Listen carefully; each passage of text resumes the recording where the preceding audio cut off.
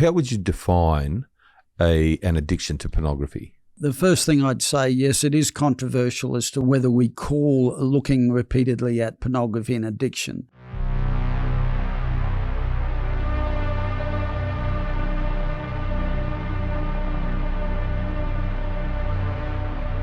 Welcome to Crime Scene Gold Coast with Guardian Criminal Law. My name's Mark Savic. I'm the principal of Guardian Criminal Law, and we'll be bringing you podcasts weekly. A variety of topics that can be very sensitive, so please be careful when you're listening, and if you need any assistance at all, we'll include a lifeline number at the bottom of the page. We really appreciate you subscribing and liking our podcast channel.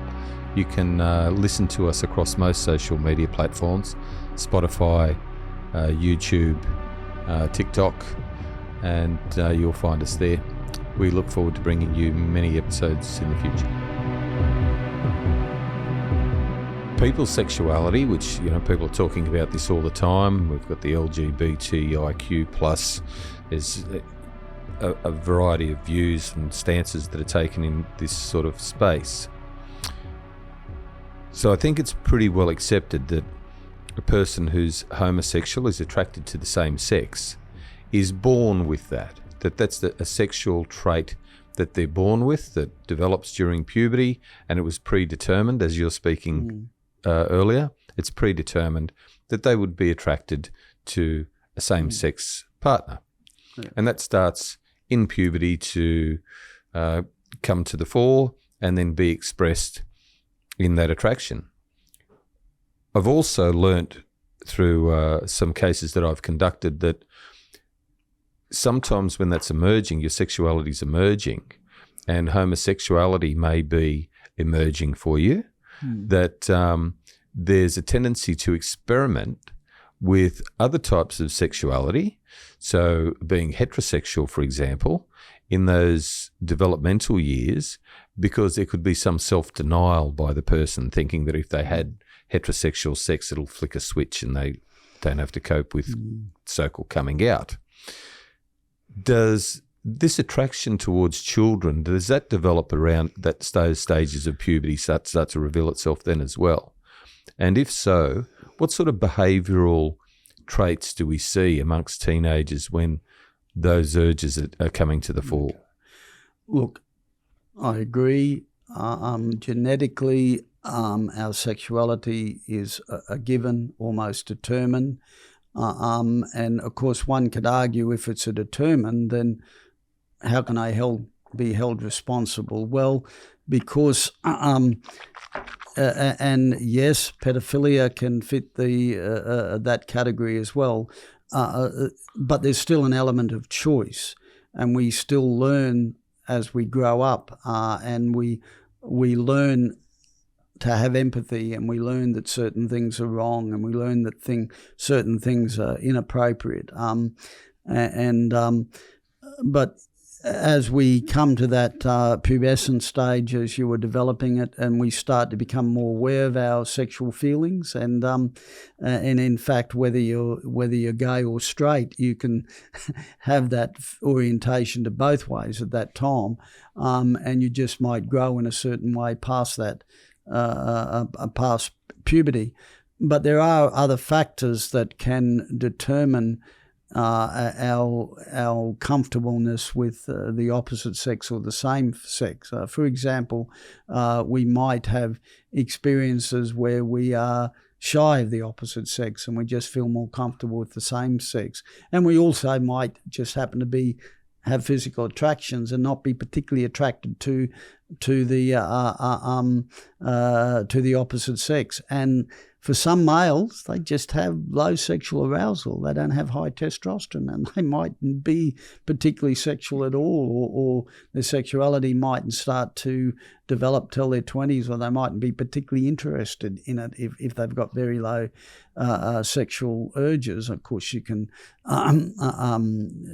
take care of that medical by getting things like testosterone patches if you want to be so inclined. But some people are happy being alone and living alone.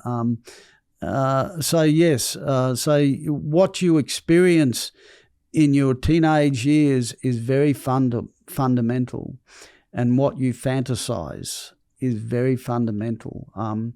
And if, most boys will fantasize about, naked female adult pictures or want to look at girly magazine, not necessarily girls their own age. What you actually masturbate to will reinforce that fantasies. So if you find yourself attracted to the same sex and you're masturbating that fantasy, you're reinforcing that. So you're naturally going to become excited to the same sex, and you're more comfortable with the same sex. Look, pedophilia is complex, but certainly there's a whole lot of social factors, social shyness, social inhibition, and feeling uncomfortable, getting on well with their peers, and then starting to fantasize about children, reinforcing that fantasy. We know if you look at, say, rapist or adult rapist, the first time a rapist rapes is about 15. And they come from those aggressive bullying types, and they go on to become adult rapists. Whereas the first pedophile act probably doesn't occur till they're about 19 or in their 20s. Average age is about 28, so in their late 20s. So it's well and truly formed, but a bit later than the aggressive type. It's not that they're not fantasizing or thinking about it. It's that they have just developed an attraction for little children, always felt more comfortable with children, and in fact maybe not even thought about sex at all with children. They just enjoy being around with children, enjoy doing things with children. In fact, probably have natural great teaching gifts for children, and enjoy children. And in most of their interactions with children are normal and healthy. But because of other factors in their life, such as social shyness and inhibition, at a time when they're feeling aroused and the child is available, then they will use that child sexually because it's convenient, and they will tell themselves, the child loves me, or I'm teaching the child, or someone will do it anyway, so it might as well be me. And look, in some cases, and I'm not talking about the psychopathic pedophile, because they're the dangerous ones. They're the ones that will kill. They're the ones that will torture and do serious harm. But you will get the gentle pedophile who will make the experience very pleasurable for young children. But yes, I've come across horrific cases of fathers against their own children starting at 2. Yeah. And teaching their brothers and sisters to have sex with each other in their bath at 5. These are people who very much have an underlying deviant sexual arousal, a strong genetic base towards their attraction. It's what they fantasize. It's about what turns them on most. Particularly with males, not so much females, but with males, unfortunately, we are driven by what stimulates, what can get us to arousal the quickest, and what can stimulate us the most. So we will fantasize about the same fantasy over and over again. We'll have favorite fantasies. For some it might be blonde, big women, or redheads, adult women. But for some, it might be little children, because that gets them to the arousal. That gives them the arousal much quicker. There was a lot of research done back in the 80s in America. He got permission from the Attorney General. The name won't come to me at the moment. I'll have to look that up and come back to you on that. But he got permission to research hundreds of thousands of males and females across America. I think I know the name. Yes. It's on top tip of my tongue. Yeah. He used what we call a plethysmograph machine, which measures your sexual arousal, and it is on for women and men. In my earlier career in the early 90s, we had one in the prison at the Morton sex offenders jail then, and we would use that machine to measure sexual arousal. And you've got to tell us about the machine. What does the machine look like? Well, it's is it attached to a person? A computer-based machine that measures blood pressure, brain waves, skin resistance, and has attachment for females and males that you can measure your sexual arousal. This is all done very professional and privately.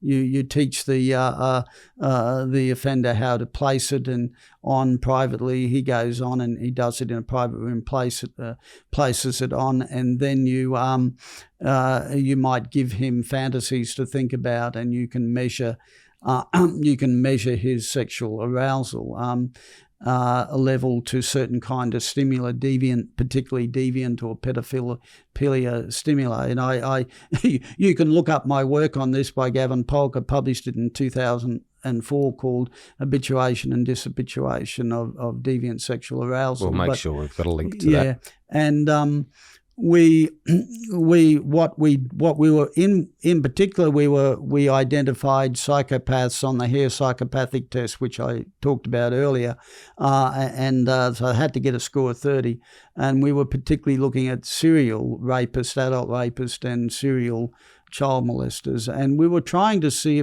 what was happening neurally in their brains when they were thinking about this, and whether they could habituate. So habituation is a normal learning response that occurs in every species, right from the insect to the man.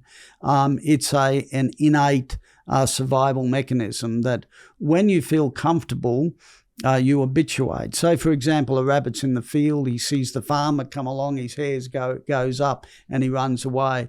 But if he sees the farmer coming every day and the farmer doesn't bother him, he keeps eating, he becomes comfortable. So for adults, it might be watching a football game, and when a goal is kicked, you get excited. So, and you stand up, and then after the goal is gone and the play gets down, you habituate, you become more comfortable. So for sexual arousal, you got what is occurring is habituation and dishabituation. It's ongoing all the time. So habituation is when you are exposed to the same stimulus constantly, your arousal becomes less. And the pornography industry is very familiar with this, and this is why they're so successful, and they change their material all the time, because particularly males become bored with looking at the same naked lady repeatedly. Their response it's not bored, it's called habituation. Your arousal becomes less, so you need a new stimulus to dishabituate. What we found in our research is most men will habituate. They will go to orgasm and then they'll habituate. They'll relax. And they will have a disinhibiting effect will occur to deviant material or stimuli. It will be a turn off to them. So what we found with serial rapists and serial pedophiles is they don't habituate. They stay stimulated and they have to go through with the act. They sort of can't control it. They can't disinhibit. And going back to that earlier research I was talking about from the Attorney General's permission in the USA, where he looked at hundreds of thousands of men, what he found was that all people can be attracted to all sorts of stimulus, sexual stimulus, but we have a preference. So if you're straight, you might have a preference for, seeing romantic pictures, or images of a boy and girl holding hand and kissing, and your stimulation is much higher for that. You may get stimulated by gay sex, but it won't be as high and as powerful.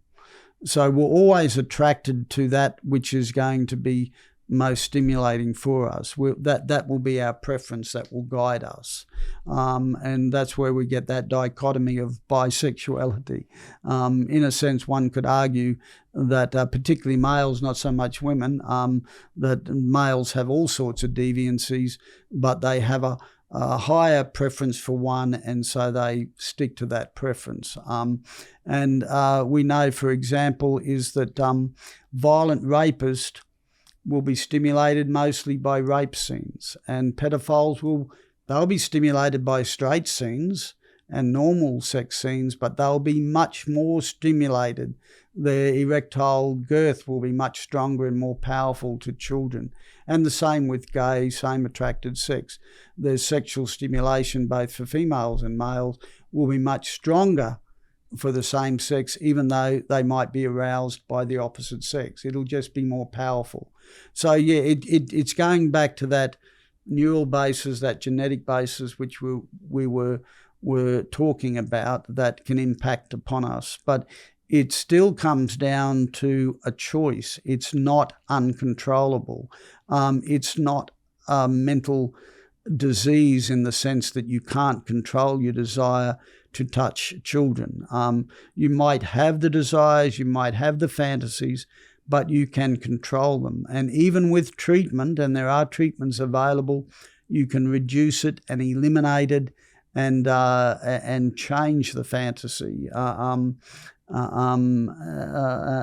we call it aversion therapy. And there are some drugs available too that will reduce your sexual desire and your erectile functioning, as well as interfere with your fantasy as well. So ultimately it is a choice, and those desires can be controlled. I've been involved in several cases, and I'm sure that you have also come across this. And I was interested in your view. Cases of historical sexual assault where the male perpetrator is in their late teens, early 20s. The victims, sometimes related to the accused, are younger, so they might be 8, 9, 10, 11, 12. The person accused has no criminal record history. They seem to have quite a good family life. And then post this period, so after they're 20, 21, there's no record of any sort of offending, and they enter into a healthy adult relationship, quite often with a lady or with a same-sex partner, but a healthy adult relationship, and they don't offend anymore. And then the charges are brought when they're about 30, 35, they're historical sexual assault charges. And they're brought because of some sort of stimulus that's come about, that's encouraged or given the victim enough courage to go and make a complaint. It may come out of them growing and maturing a little bit more and realising what had happened to them. So where do these perpetrators fit? I mean, there's no record. There seems to be a normal upbringing. Doesn't seem to be any mental health issues. Then there's this period of offending, and it seems to be during the time of their own sexual development as well, but they're using children during that time, and then it drops away and disappears. Yes. Well, sexual offending is very complex and very difficult to classify, but there are some classification systems. We have what's called the Diagnostic and Statistical Manual of Mental Disorders that don't classify sex offending very well. They do mention paedophilia. They certainly give some factors or descriptions of what a pedophilia is or triggers for it to fit that criteria. But there are better classification systems, and if I can sort of mention one simply that might describe three types of sex offenders, and we're talking about pedophilia behaviour, a bit more complex for rapists. But in terms of pedophilia, if we can describe it simply in terms of a situational sex offender where they don't particularly have a preference or interest in children, but the child's available and it's out of convenience. And they act because the child's available, and sometimes there's alcohol and drugs are involved, and sometimes they're just too damn lazy to go out and find a lady of their own age or to go perhaps to a brothel. We have the second type of sex offender we call the morally indiscriminate, which is more the antisocial type person. They do it because they can. They will do a break and enter, and if there's a little girl there, they'll take them. They're morally indiscriminate. They will take children. They will take girls. They will take your car. They have that lack of empathy. They're higher. What we have called is elevated psychopathic traits, if you like. They're morally indiscriminate. They just simply don't care. And then you have people for genuine mental health problems. We put them into the psychiatric sex offender. It might be they're intellectually disabled, or they might have other psychiatric problems. Again, they have an attraction for young children because that's who they are, and they have a psychiatric problem. The case you're talking about, the 19-year-old or late teenage year old, more fits the category of the situational offender. There could be other factors at play there. He could be emotionally and sexually immature. He might be an 18 or 19-year-old, but with the mind and sexuality of a 14 or 15-year-old. It could be there could be other factors that he's looking at, pornography that disinhibits. If you're exposed to sexual material at a young age, or if you experience sexual abuse when you're a child, you become sexualized and sex becomes less meaningful. I enjoyed it. It was okay for me. He will enjoy it.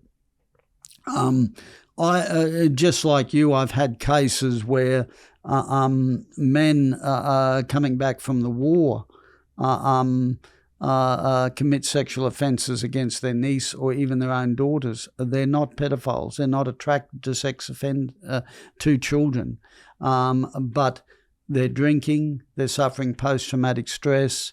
They're left alone with babysitting the niece or the stepdaughter, and they're cuddling, watching a movie. They're disinhibited. So you've got a whole lot of factors there. So there's a difference between a genuine pedophile who's genuinely attracted to children. They don't need the addition of alcohol or other factors. They will go looking for those children, and they will find them and they will groom them. And there's certainly that category. But in your case, he's realised what he's done is wrong. He's decided not to do it again. So he's got full control. So there's no intellectual problems, no psychiatric problems. That's right. Very, very situational. Yeah. There may have been some emotional and sexual immaturity involved in it, or some alcohol, which alcohol and drugs will always have that disinhibiting effect. I mean, I've seen normal, healthy men who are attracted to appropriate age sex when they're on ice and when they're on cocaine. And I'm trying not to be, I'm trying to be discreet in the way I say this without coming across too rude, but they will have sex with anything and anyone, animals, babies. They just simply don't care and don't know what they're doing. And half the time they don't remember it, and they'll be shocked by it. On that point, that was leading me to another question. You've sort of preempted it. The accused reaction to the alleged offence. So what I've seen in the past, I had one case in particular that involved a lot of child pornography. So the individual hadn't been charged with any direct sexual offences involving victims, but indirectly, of course, through his collection of child pornography. And they grade child pornography in legal cases, and this was the highest of grades. I did manage to avoid looking at that evidence, as the matter ended up, it was a Commonwealth charge, and it ended up being a guilty plea. So the individual that was charged, when I first conducted the interview, he presented as somebody totally without emotion whatsoever and without movement, and he was just staring straight at me. And he had an appearance that was... He was trying to look very pure, very clean cut, very, very clean cut. And he refused. He didn't answer any of my questions. He just maintained eye contact. And he was almost feigning a mental health issue. So when he first appeared before the court, it ended up being, I know it's not a place to tell a joke, but this is what happened, that the magistrate was in court. I entered the courtroom. My client then was brought in from the cells into the dock, and there's a little raised timber section, like wall of the dock, and then the remainder is glass and then wire. He walked into the dock. I said to the magistrate, my client's before the court. We looked over and he disappeared. So he'd prostrated himself on the floor behind that little timber, well, gave the appearance of him disappearing somehow fantastically. And so as I started working through this matter, there was no evidence of any mental illness at all. He was working in quite a trusted position, in a government position, and he was working with technology. He had computers. And his family reported that he had quite a good upbringing. He had lots of opportunities. He studied. He's been working, and there have been no issues whatsoever. So this, to me, and I've seen this before, it smacks of massive denial. It's almost as if the brain goes into a state where it wants to protect itself from the admission that you've committed such a heinous act. And I've seen it several times.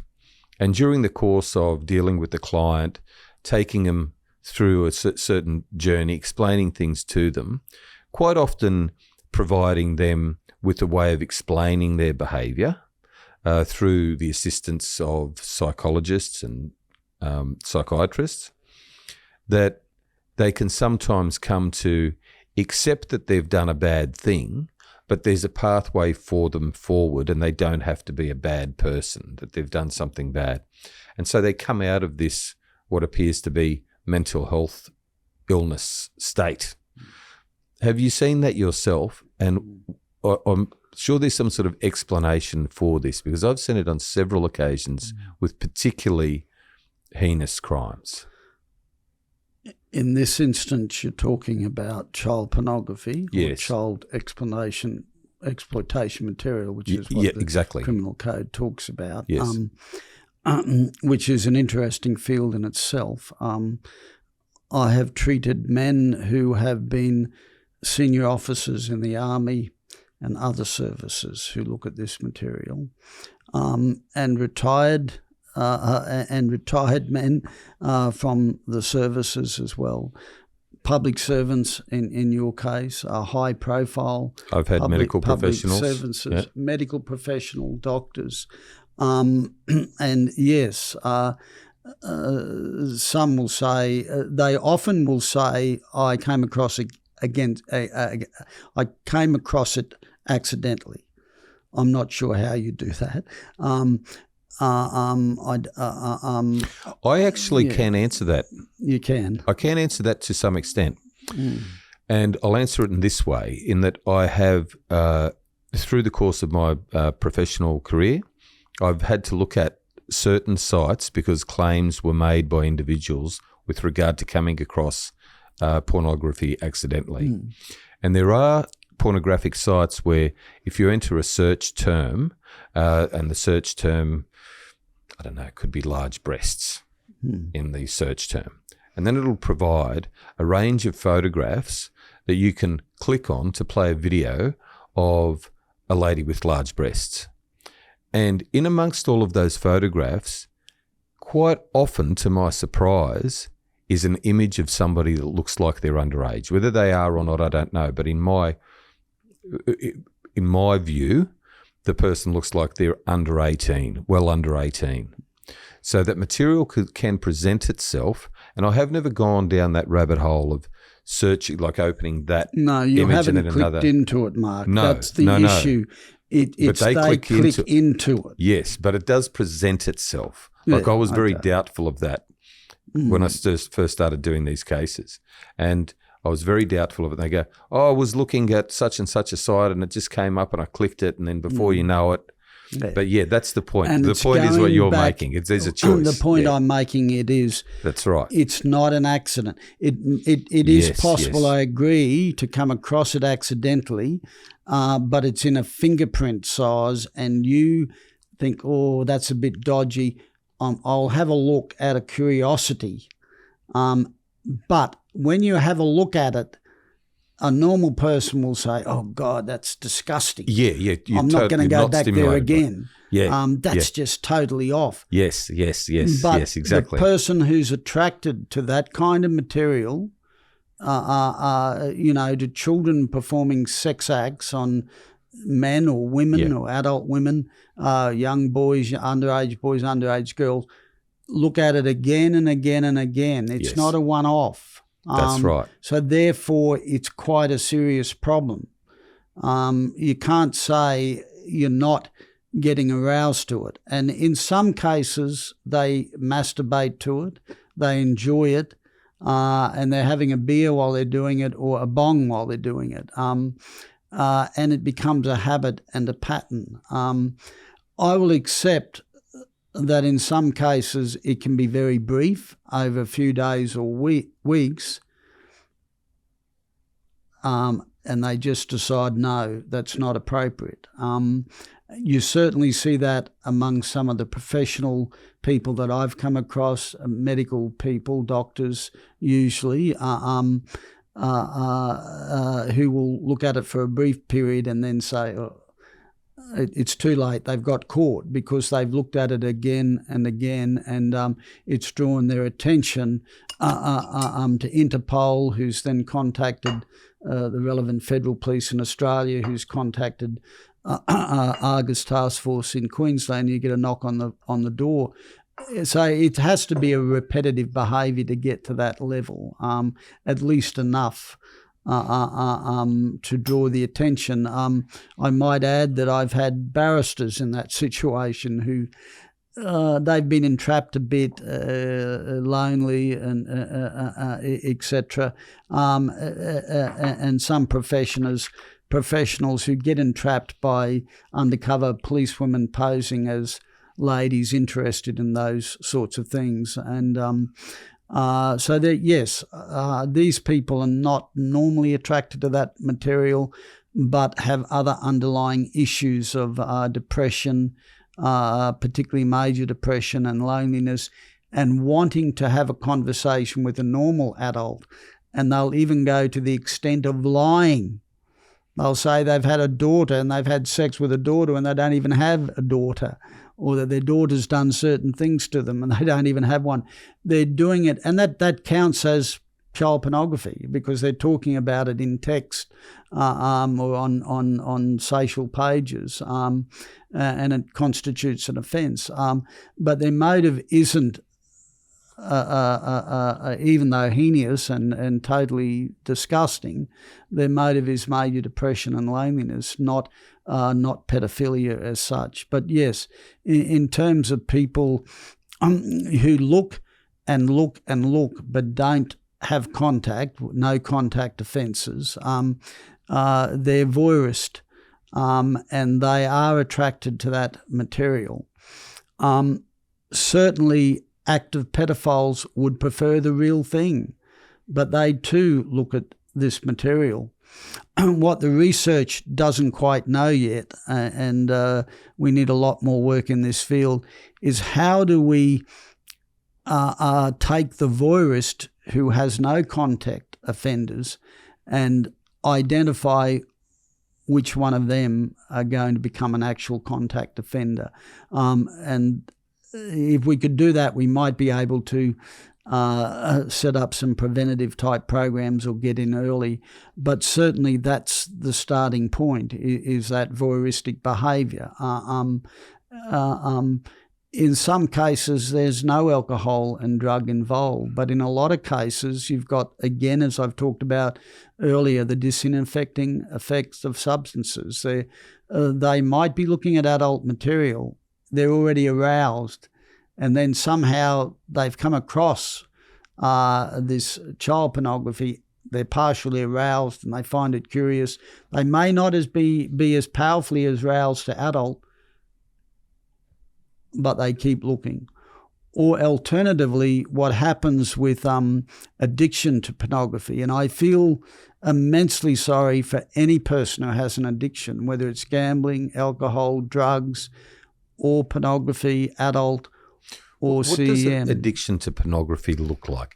I think that I'm good with addiction to alcohol and addiction to drugs, but what's behavioural like that sort of addiction? Because I can understand alcohol, there's chemicals involved. Well, I suppose with the pornography, there's chemicals involved that are released by one's own brain. But how would you define an addiction to pornography? Okay, the first thing I'd say, yes, it is controversial as to whether we whether we call looking repeatedly at pornography an addiction. But in my view, if you're looking at it 7 or 8 hours a day and you're masturbating 7 times or 8 times a day, which some men do, I don't know how, but they do it, it's a very, very serious problem, and it's a very strong addiction that they can't pull themselves away from it. And they get so addicted and desensitized that they start looking for more and more material because of that habituation effect. Yeah. So they're looking for other material that will give them that excitation. So similar in the sense of gambling, they can't pull themselves away from that gambling, that poker machine or blackjack at the casino. They got to go back and go back. Even though they know they're losing, they can't set limits and they can't walk away. Some men can set limits. I've got a good friend who says 200 nights, $200, and when I've lost that $200, I keep enough for a cab, I'm going home. Sometimes he's won and lost as much as $20,000, $30,000. But when he's lost that $200, he'll go home. Yeah. And he regards that as, good entertainment. And he doesn't feel bad about it. But he couldn't stop him from walking. He couldn't walk away at winning $10,000 or $15,000. But he was happy, but he could set those limits. See, I don't call that an addiction. He's got complete control. He's made a decision. He's set a limit. So someone who can't set limits, someone who drinks to the point where they're drunk, someone who keeps masturbating despite it being almost painful and hurtful and causing physical problems is quite a serious problem. Methamphetamine's a big problem in that space. Yep, cocaine, and they'll just keep doing it. And as I said, that desensitization or habituation, if you like, and they'll start looking for more and more material, and that's when they venture into the bestiality. That's when they venture into the pedophilia, looking for that arousal, if you like. Again, like all things in psychology, it's the causal factors are multi. It's not just about the addiction. It's about the loneliness. It's about wanting to escape stress. It's about vegging out. Some men like me like to veg out and watch old 1950 movies and Gone with the Wind and Sound of Music 100 times over and over again. I just that is how I veg out, and that is how I cope with stress or depression. I veg out from the world, but for other men, it is pornography, and I'm thankful that that's not me. Yeah. But I'm not going to judge a person because they prefer adult pornography. But if it's causing stress in their life and causing stress in their family. I mean, I've had wives bring their husbands to me saying they're sick of it. He comes home every night. He doesn't help me in the kitchen. He doesn't play with the kids. He goes in with his beer and turns on the porn and stays there for 2 or 3 hours and comes out for dinner. Wow. And they come and they bring them to me wanting treatment and for them to fix it up. And it does get quite serious because you've got young children growing up in a house where a man's watching pornography. Right. They could enter the room, they could come across it accidentally. And you see that in a generational where I've had sons and fathers. You know, the father's gone to jail for watching CEM. Hasn't watched it till he's retired. CEM. Yeah, child exploitation material. I'm talking terminology here. Absolutely. Child pornography. And the wife, the daughter-in-law is bringing the son to me saying he's got an adult condition, and he'll tell me, well, that's when I was a 9-year-old, I'd go and knock off my dad's videos, and that's where I learned it, and my brother did too. We've been doing it all our lives. I'm not hurting anyone. It's not child pornography. What's the problem? Well, it is a problem. It's a problem because you're not spending time with your wife or your children, and you're denying them of parenting and loving attention, and it can result in the breakdown of your marriage. Otherwise than that, they're decent, hard-working men. Yeah. And so I guess what I call an addiction is something that causes harm or stress. And this is why I would argue strongly, although there would be those that would disagree with me, that pornography is an addiction when you can't set limits, when you can't control it, and particularly when it causes stress and harm, and when it leads to illegal behaviour. So the pedophile goes to jail for 5 years, 10 years. They get let out on parole or they've completed their sentence.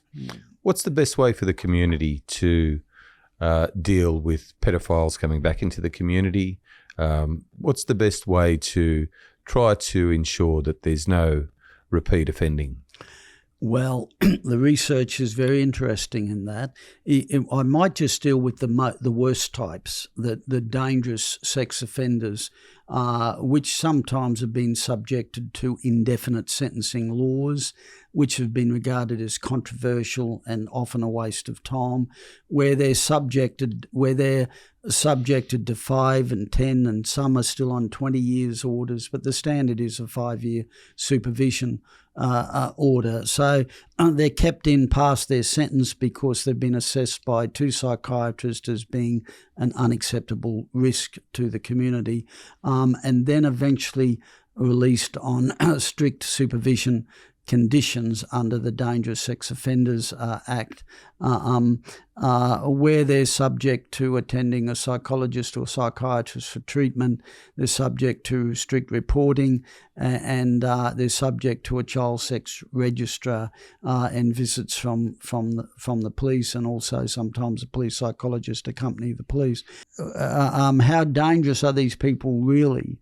When I've looked at the research, the general research across the world on a heterosexual pedophile, the recidivism is about 13%. Yes, one will argue that that's low, that any recidivism is dangerous, and I agree. But when you compare that to property offending, and violent offending, where you're getting up into the 30% and the 50% recidivism rate, it's considerably less. But one would argue, we don't want any. In terms of the homosexual pedophile, the recidivism average around the world is about 90%.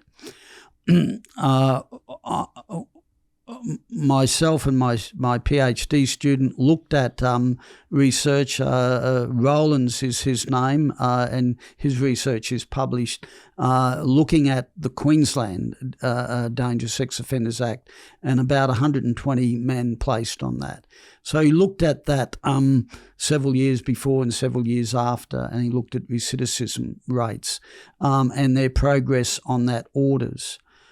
What he found was that about 50% of those people on those orders breached the orders, but most were for technical breaches in the sense of failure to report, failure to keep appointments, what we call technical breaches, or testing positive for cannabis. Yeah. In terms of reoffending, sexual reoffending, it was 7%. And the argument could be said that the government's spending an awful lot of money managing these people on very strict supervision when they could be easily managed on, most of them easily managed on ordinary parole orders. The difficulties, of course, is that amongst that group are some very serious repetitive offenders. And again, it's difficult to classify and to know how to identify which one of those is going to be dangerous or be really dangerous and repeat. And this is why we create this kind of legislation, to try to encompass what we assess as being most dangerous. And often the assessment is subjective, of course. It's clinical, based on psychiatric or psychological assessments, and of course these mental health professionals can get it wrong, or might overestimate, or might feel it's better or safer for the community to say they're an unacceptable risk. So I guess what I'm saying, that the myth or the fear in the community that's spread by the media is probably greater than it really is. That the majority of these dangerous sex offenders who have committed heinous crimes do not reoffend. Okay. So I'm talking, 80%, or 93%. Between 80 and 93%. If we look at world research, about 20%, and Australian research, about 7 to 13. So that's a comforting thought. At least we know that something working. What corrective services can be proud about is that they can argue that their strict supervision regimes are having some impact and some protection to the community. They can also argue that subjecting them to sexual offending and sexual treatment. And also some of these men, the most dangerous of them, are subjected to anti-adenoid treatment to reduce their testosterone levels, which also reduces their fantasizing about it. And they're subjected to weekly or fortnightly or monthly treatment with psychiatrists or psychologists. So there are a lot of protective factors there being put in place. But the reality is you can't watch them 24 hours a day unless you've got them handcuffed to you. But the good thing is the majority of them don't reoffend. The good thing is that those that are at risk, we know who they are. We have profiled them. They're in the system, and there are good mechanisms in place to monitor them, even in some cases for life, as you're aware of recent legislation last year or the year before, I forget, has made it life monitoring for some people that fit that category of dangerousness. So there are mechanisms there. Some would argue that we should have public registers, as they do in America. I don't know if I'm in favour of that. It doesn't allow people, those who genuinely are wanting to change, get on with their lives. I mean, I had a sex offender that I he supervised 5 years ago. He rang me recently to say that he'd had a strange phone call, and I said, that sounds like entrapment from the police. And he hasn't offended for 30-odd years. So he's still being monitored. Yeah. He's well and truly, he'd served his 5 years on the Dangerous Sex Offenders Act. So yes, the police are very active in monitoring sites like Lecanto, the international advertising site, where you will get sex offenders and deviants advertising through that system. You're aware of Lecanto? No, I'm not. Oh, sorry, Lecanto. I have no. Well and truly here on the Gold Coast. It's an international advertising on the net, social media. It advertises all sorts of things, but people will advertise on there are interested in family sex. And sometimes that will be undercover police, federal police, undercover police, to try and get people to respond and end up meeting people. In fact, that's the main site where police set up and say, oh, look, they will pretend they're a young mother with a 15-year-old daughter and interested in threesomes. Right. And then the guy will respond and pretend they're interested in the mother, and then they'll arrange to meet, and she'll talk about a girl, and they'll turn up to a cafe, and of course the police will be there waiting for them. That's not an uncommon thing that happens on the Gold Coast here. But that's called Lecanto, L-A. Oh, I won't let people. Don't want to encourage people to look it up, but it is a legitimate international advertising. I don't know how they're able to use it and why things aren't blocked like that in Australia, which could be done technically. And that is another thing which I think legislation could be done, and they could be more proactive on, is actually organising people like Google to block child pornography and deviant pornography and underage pornography and bestiality. Well, what Elon Musk has done on Twitter would show that it's extremely easy to do very quickly, and he's, to his credit, has come down hard on any of that sort of material on Twitter, and the other platforms should take note. Yes. Oh, yes. If you're serious about protecting children and stopping the trade, and I think the arguments to me about freedom of press fall away when it's illegal material we're dealing with, that it could be easily done. Certainly with some of my clients, you can get technology to block access to sex and pornography sites. Yeah. But of course you can overcome that, and you That's can just, right. You can always go on the black internet. Yeah. Or you go on the black net, and then everything opens up. Yeah. Just in closing, how do we look after our kids? How do we best look after our children? Knowing where they are for a start, knowing who they're with, educating them. It seems that quite often the victims of these sort of crimes become available to the perpetrators. Like you said, it's a situation where it's convenient. The child becomes available. So I suppose the best way to protect our child is to make sure that they don't become available. Yes, I think creating open communication with your children. You've got to have a family environment in which children feel loved and valued and feel they can come to you. And that's something my mother was successful with me as a child. I remember as a young boy, I used to work as a paper boy at the Osborne Hotel. I used to call myself a used deliverer. My brother, who worked at the Sandgate railway station, he was a paper boy, but I was a used deliverer, and so entrepreneurial. And so where would I make my money? Guess what? Best Bets, they're still available, I think, Sportsman magazines on a Friday, and Picks and Post magazines, the girly magazines. I would sell them.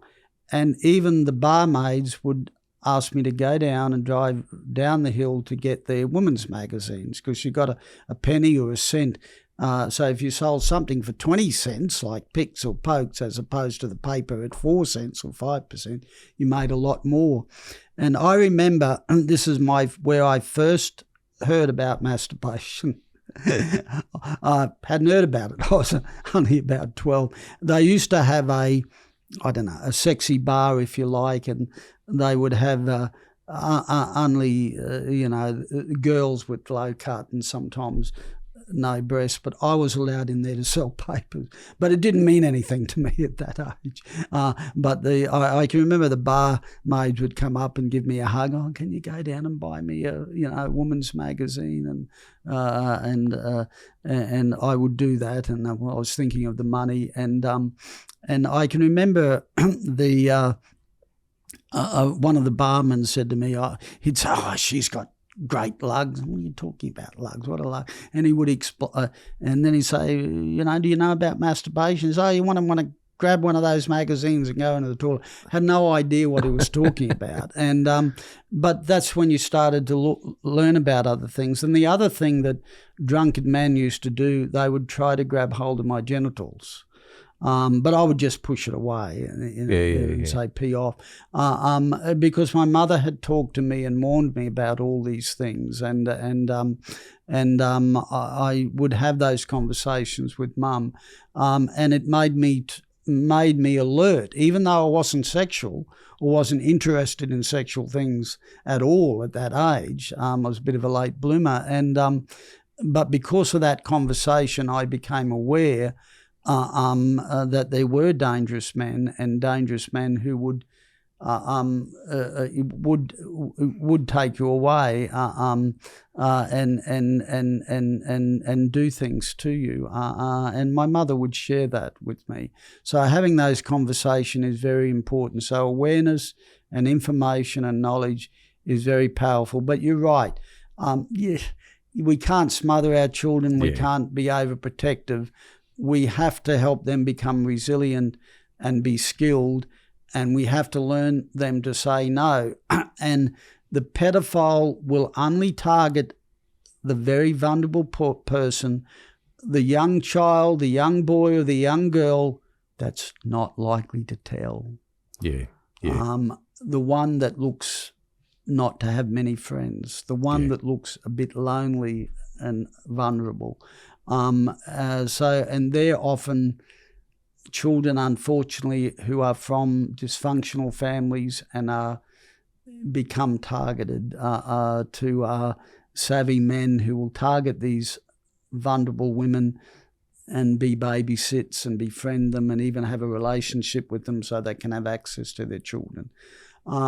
Very hard to protect your children in those kinds of situations because we're dealing with, again, poverty and lack of education and people who sometimes may be desensitized to abuse. Some women who have experienced abuse themselves. Happened to me, I'm okay. And some men are like that. It happened to me, it's okay. So you have that intergenerational. But it is, I think, creating an environment where children are taught to say, no, don't do that. Mummy says no, I will tell. When I've got 4 children, they're all adults. One's a boy, but my 3 my children, when they were very young, I would sit them around in a circle, and I would teach them bad touches and good touches. And a social work friend of mine had written a book, and I think it's still available, called Bad Touches and Good Touches. Okay. And it's about a storybook teaching children about what are good hugs, what are bad hugs, and where should a person not be touching, and just little things like that, so they know Mummy said don't touch there, you're not allowed to touch there. And building those assertion skills are probably the most powerful protective measures you can do for your children. Thank you. Thank you so much for coming and joining us today. Time's just flown. It's been such a pleasure. I hope you will come back again. Thank you. Be delighted. Thank you very much. Thank you very much. Thank you very much for listening to another episode of Crime Scene Gold Coast with Guardian Criminal Law. We're enjoying bringing you these podcasts on a weekly basis, and we look forward to bringing you many more. We've got a Patreon page where you can subscribe. That'll assist us in bringing you future episodes, and also any money raised through that goes towards a youth help program that we're running. We look forward to your company for many months to come. Thank you.